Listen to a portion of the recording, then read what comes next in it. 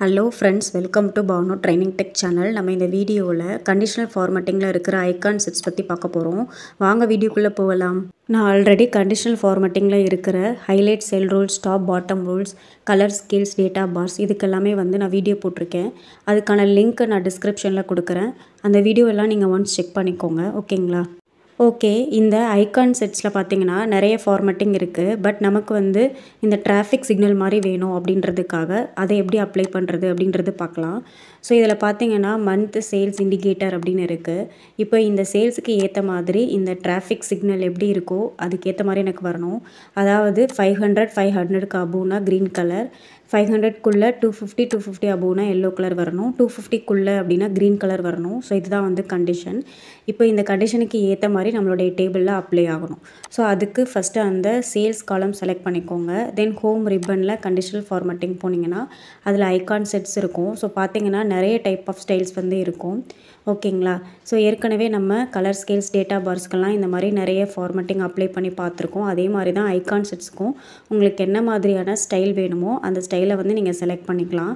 So இதில் நமக்கு வேணுன்ற ஸ்டைல் பார்த்தீங்க அப்படின்னா இந்த டிராஃபிக் சிக்னல் ஸ்டைல் தான். ஸோ அதை நீங்கள் செலக்ட் பண்ணிக்கோங்க. ஸோ பார்த்தீங்கன்னா ஷேப்ஸில் அந்த ஆப்ஷன் இருக்கும்.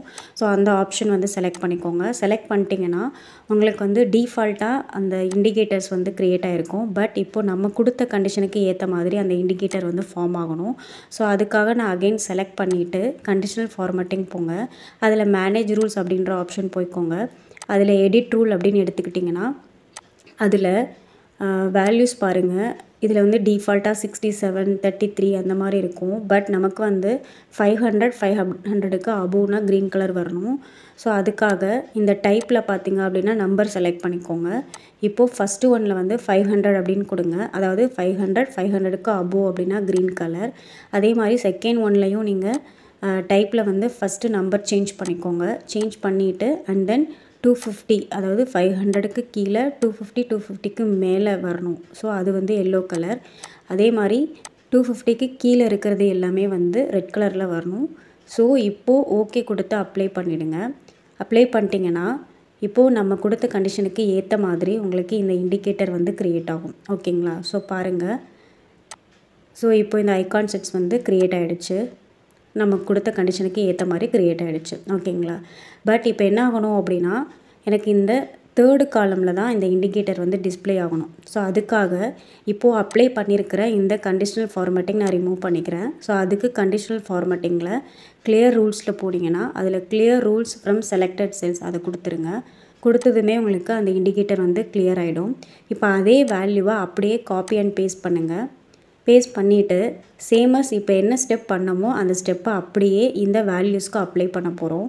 ஸோ அதனால் அகெயின் இந்த இண்டிகேட்டர் காலம் செலக்ட் பண்ணிவிட்டு கண்டிஷனல் ஃபார்மேட்டிங் ஐகான் செட்ஸில் அகெயின் அந்த டிராஃபிக் சிக்னல் ஃபார்மேட்டிங் செலக்ட் பண்ணிக்கோங்க. நெக்ஸ்ட்டு மேனேஜ் ரூல் செலக்ட் பண்ணிவிட்டு ப்ரீவியஸாக நம்ம என்ன கண்டிஷன்லாம் கொடுத்தோமோ அந்த கண்டிஷனை அப்படியே அப்ளை பண்ண போகிறோம். ஸோ நம்பர்னு சேஞ்ச் பண்ணிக்க போகிறோம் first. And then 500 above, so அது கொடுக்க போகிறோம். அண்ட் தென் 250 அபோவ் கொடுக்க போகிறோம். கொடுத்துட்டு ஓகே பண்ணிவிடுங்க. இப்போது உங்களுக்கு ஐகான் செட்ஸ் க்ரியேட் ஆகிடும். ஸோ பாருங்கள். ஸோ ப்ரீவியஸாக என்ன பண்ணமோ அதை அப்படியே அப்ளை பண்ணியிருக்கோம். ஸோ இப்போ ஓகே கொடுத்துட்டிங்கன்னா இப்போது இந்த வேல்யூஸ்க்குமே உங்களுக்கு அந்த இண்டிகேட்டர் க்ரியேட் ஆகிருக்கும். ஓகேங்களா? தென் இதில் வேல்யூஸ் வரக்கூடாது, ஜஸ்ட் அந்த இண்டிகேட்டர் மட்டும்தான் வரணும். ஸோ அப்போது அதில் பார்த்தீங்கன்னா ஷோ ஐகான்ஸ் ஒன்லி அப்படின்ற ஆப்ஷன் இருக்கும். அதை டிக் பண்ணிவிட்டு ஓகே பண்ணிடுங்க. இப்போ பார்த்தீங்கன்னா உங்களுக்கு வேல்யூஸ் எல்லாம் வராமல் ஜஸ்ட் அந்த இண்டிகேட்டர் மட்டும் க்ரியேட் ஆகிருக்கும். ஓகேங்களா? ஸோ பாருங்கள். 500 அபோவ் வேல்யூஸ் எல்லாத்துக்குமே க்ரீன் கலரில் இருக்கும். 250 அபோவில் இருக்கக்கூடிய வேல்யூஸ்க்கு எல்லாத்துக்குமே எல்லோ கலரில் இருக்கும். 250க்கு கீழே இருக்கிற வேல்யூஸ்க்கு எல்லாமே பார்த்தீங்கன்னா உங்களுக்கு ரெட் கலரில் க்ரியேட் ஆகிருக்கும். ஓகேங்களா? ஸோ இந்த மாதிரி உங்களுக்கு எந்த ஃபார்மேட்டிங் வேணாலும் நீங்கள் அப்ளை பண்ணிக்கலாம். ஓகேங்களா? ஓகே, இந்த வீடியோ உங்களுக்கு அண்டர்ஸ்டாண்ட் ஆகிருக்கும் அப்படின்னு நம்புகிறேன். இந்த வீடியோ உங்களுக்கு பிடிச்சிருந்துச்சு அப்படின்னா லைக் பண்ணுங்கள், ஷேர் பண்ணுங்கள், கமெண்ட் பண்ணுங்கள்.